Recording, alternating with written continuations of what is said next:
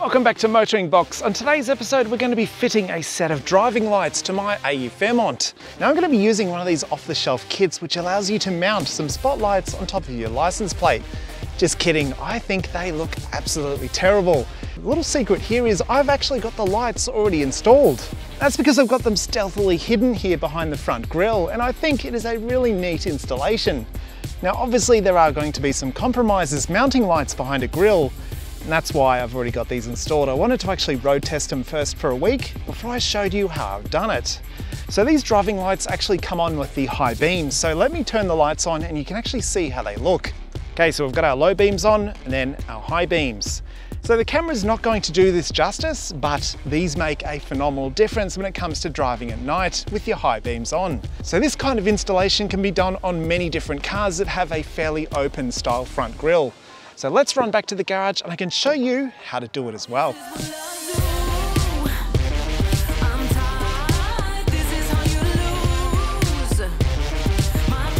Now thanks to my neighbor playing copyrighted music, we're gonna have to do the rest of this on voiceover. So the way I installed these lights is actually bolting them directly to the top of this front grille. You could actually install them on the front reinforcing here, but you're drilling into metal and you're affecting the originality of the car.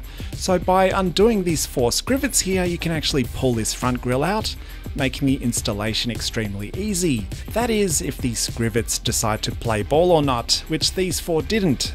So I had to rip them out with a little bit of brute force.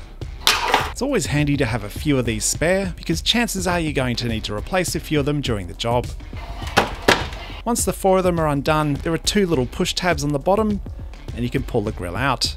And here we can get our first look at how I've actually installed these lights. They're actually really easy to mount. It's a single bolt to the top of the grille, and then the brackets themselves, which come with the lights, are fully adjustable. I've put the 2 connectors from the loom on either side of the grille here, and we'll have a look at how that loom works in just a second. But first of all, the lights. So you can see the single bolt I've used here, and the 2 little bolts here with the Allen key can be used to adjust the angle. Some people may criticize installing them onto the grille here, but really when the alternative is drilling through the front reinforcing on your car or the crash bar, I know which I would prefer.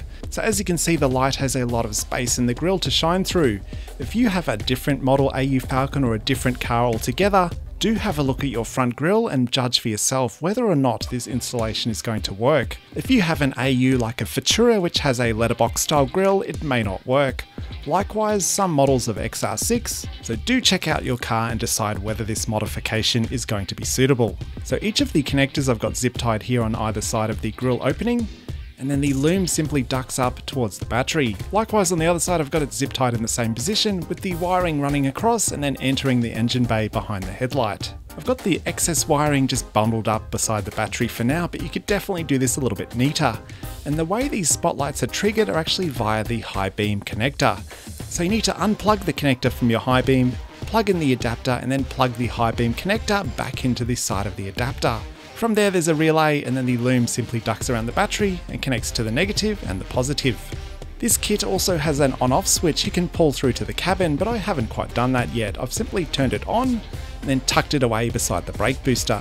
So this kit did come with the female connector, which you can splice onto your driving light wiring, allowing you to plug them in and unplug them anytime you want. Then we can tuck the wiring off on either side and then reinstall the grille the opposite of how you took it out, by pushing in the tabs at the bottom and then fitting the 4 scrivets across the top. From there we can test our lights by turning on the low beams, and then once the high beams come on, the driving lights will come on as well. As you can see, these are extremely bright for their size, putting out 12,000 lumens if you believe the listing. And that's all there is to it. It is an exceptionally easy installation.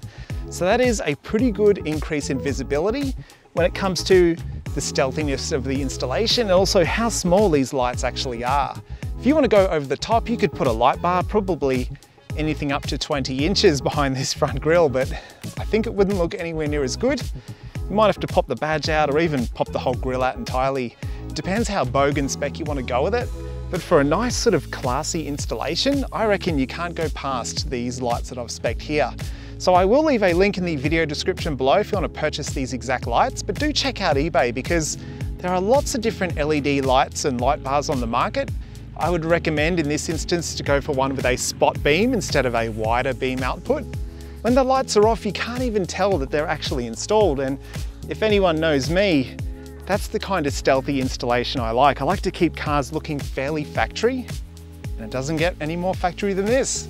So I really hope you enjoyed the video. Thank you very much for watching. If you've got any questions, do put them in the comments below. I'll be happy to help, but otherwise, I'll see you next time.